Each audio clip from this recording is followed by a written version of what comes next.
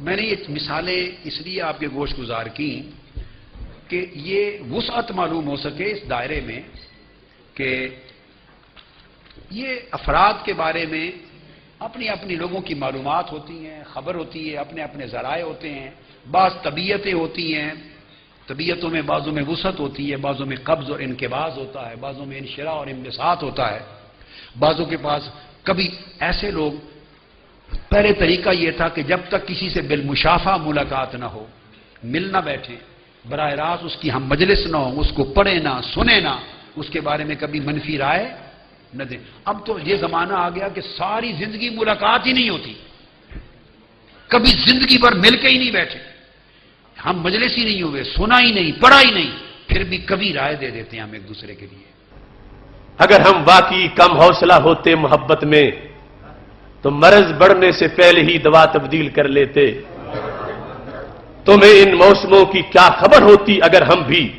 گھٹن کے خوف سے آب و ہوا تبدیل کر لیتے۔ جن کو روگ ہوتا ہے وہ امریکی سیکورٹی میں رہ کے سانس لیتے ہیں، اور ہم ارض مقدس کے چپے چپے پر رفعت مصطفیٰ کی اذانیں دے رہے ہیں۔ اس واسطے کسی نے بات کرنی ہے تو پہلے اسے پاکستان آنا پڑے گا اور پھر ہمارا سامنا کرنا ہوگا۔ کیڑے مکوڑے اس لائق ہی نہیں ہے کہ ان سے بات کی جائے۔ اور برملا کہہ رہا ہوں، جس موڑ پر، جس چوک پر، جس دن، جس گھنٹے، جس سیکنڈ کوئی بلائے گا، اللہ کے فضل سے سر کے بل چاہ کے ثابت کروں گا کہ غازی ممتاز قاتل نہیں، ہیرو ہے۔ چھوٹے موٹے فروعات اور ظنیات میں تحقیق، جس سے نہ عقیدے پہ اثر پڑتا ہے نہ تقلید پہ، حنفیت پہ اثر پڑتا ہے۔ اگر کسی کی تحقیق میں اختلاف ہیں تو جو بزرگوں کے طریقے تھے ائمہ کے، اسی طریقے پر چلیں۔ ان چیزوں کو بیان کیا گیا، مگر وقت گزرنے کے ساتھ ساتھ جس وقت یہ سمجھا کہ اب میں نے کافی لوگوں کو برگلا لیا، اس کے بعد نئی صورتحال شروع ہو گئی۔ جو چیزیں اعلی حضرت کے ترجمے میں نظر آئیں سب آنکھوں سے غائب ہو گئی، اور پھر اپنی طرف سے یہ دعویٰ کیا جانے لگا کہ وہ ترجمے جو ایک صدی پہلے لکھے گئے وہ اپنی حقیقت اہمیت کھو چکے ہیں، اب ان کی ضرورت نہیں رہی۔ اس سلسلہ میں جو بات چلی تو یہ میرے ہاتھ میں رسالہ منہاج القرآن ہے، تاکہ کوئی یہ نہ کہے کہ تم نے خامخواہ تعصب شروع کر دیا۔ ہمیں اس بات کا پوری طرح اعتراف اور احساس ہے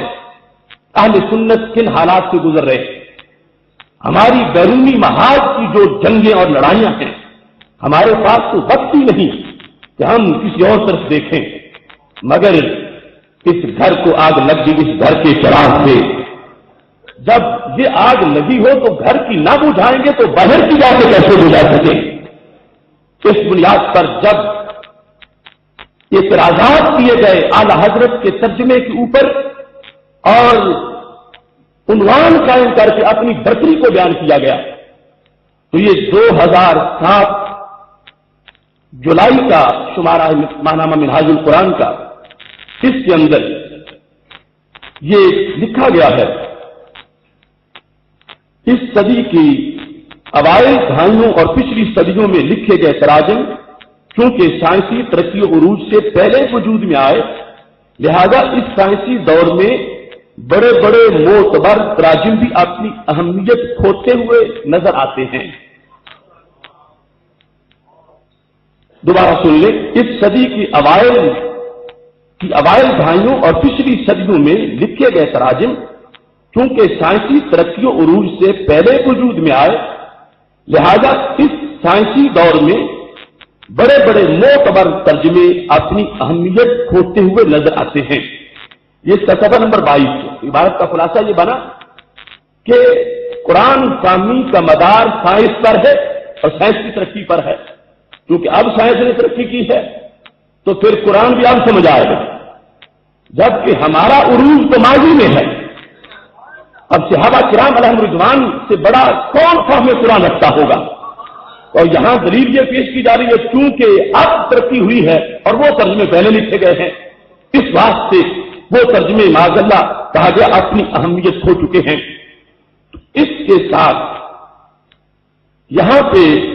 7 ابواب قائم کر کے، جو وہ 7 ابواب اس کتاب کے اندر پہلے یہ کتاب تھی کہ کنز الایمان بڑی شان والا ترجمہ، پھر اس کے اندر 7 ابواب قائم کر کے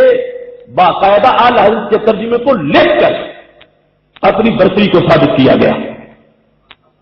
اور اس میں جو ابواب اس بارے میں لکھے گئے ان میں پہلے سلاست و روانی، کہ جو عرفان القرآن میں سلاست و روانی ہے وہ کنز الایمان میں نہیں، پہلے اس کو امتیازی شان بیان کرتے ہوئے کہا کہ اس میں ترنم ہے، نغمگی ہے، سلاست ہے، انداز بیان اس کا اچھا ہے۔ اس کے بعد چلتے چلتے دوسری جو چیز ہے وہ ہے محبت و آداب رسالت صلی اللہ علیہ وسلم، جس میں عرفان القرآن کو کنز الایمان پر ترجیح دی گئی ہے۔ باقاعدہ یہ کنز الایمان ترجمہ لکھ کر اس پر اپنی برتری کو ثابت کیا گیا۔ تیسرا ہے سلیقہ کلام، کہ سلیقہ کلام میں بھی عرفان القرآن کو کنز الایمان پر ترجیح دی گئی، باقاعدہ کنز الایمان کا ترجمہ لکھ کر اپنی برتری کا دعویٰ کیا گیا۔ چوتھے نمبر پر علم الافلاک، اس میں بھی کہا گیا کہ کنز الایمان وہ حقیقت بیان نہیں کر سکا جو کہ عرفان القرآن میں سائنسی طور پر حقیقتیں بیان کی گئی ہیں۔ پانچویں نمبر پر فصاحت و بلاغت، کہ کنز الایمان کا ترجمہ لکھ کر پھر عرفان القرآن کو یہ دعویٰ کیا گیا کہ اس میں فصاحت و بلاغت ہے اور اس میں فصاحت و بلاغت معاذ اللہ نہیں ہے۔ اس کے بعد چھٹے نمبر پر جدید سائنسی حقائق سے تطبیق، اس کے اندر بھی کنز الایمان سمیت کچھ ترجمے ان کا ذکر کر کے اپنی برتری کو بیان کیا گیا۔ ساتویں نمبر پر عرفان القرآن اور جدید ایمبریالوجی، یہ معاصر علم کے بارے میں جو تحقیقات ہے اس کے لحاظ سے اپنی برتری کا دعویٰ کیا گیا۔ حضرت کا میں صرف ایک واسطے کے ساتھ شاگرد ہوں تو کہنا یہ اعلی حضرت کو نہیں مانتا، بھی مجھے کوئی علاج کی ضرورت پڑ گئی ہے؟ میرے وہ شیخ ہیں۔ اور جیسے میں نے امام اعظم کی بات کی، اعلی حضرت کیا معلوم کسی کو عالم رویا میں مجھے اپنے فیض سے خیرات سے نوازنے والے، میں منامی طور پہ ان سے فیض یافتہ ہوں، اور بطریق محدثین تو میں نے عرض کیا میں شاگرد ہوں، وہ ہمارے امام ہیں، آنکھوں سراخوں کا۔ اب یہ دیکھ لیں کہ کس طرح اکابر یعنی اعلی حضرت فاضل بریلوی اور علامہ کاظمی جو ہیں ان کے ترجمے کو پیش کر کے ان کے بارے میں کہ صاحب کا ترجمہ صاحب کر دیا، ترجمہ نہیں کیا، بلکہ آگے جا کر اعلی حضرت کے ترجمے پر معاذ اللہ یہ کہا کہ اس میں توہین ہے رسالت۔ اعلی حضرت کے ترجمے پر بے ادبی کا لفظ استعمال کیا کہ یہ جس نے صاحب کر دیا اس میں تو معاذ اللہ توہین ہے۔ ابھی میں وضاحت کروں گا کہ صاحب کرنا اس مقام پر خود کتنی بڑی یعنی وہ جو اس نے کیا ہے وہ کتنی بڑی غلطی ہے، اور صاحب ہی ترجمہ ہو سکتا ہے یا اس کے قریب قریب جو الفاظ ہیں، لیکن اس کا انداز دیکھو اور اس کے چیلے ان کو بتاؤ کہ ہمارے اماموں کے بارے میں کتنے سخت لفظ بولے، توہین کا لفظ، بے ادبی کا لفظ، کہ جو صاحب کا ترجمہ کرے گا تو اس نے تو شان رسالت کو سامنے نہیں رکھا، وہ بھی سنا دوں ان کو اگلی۔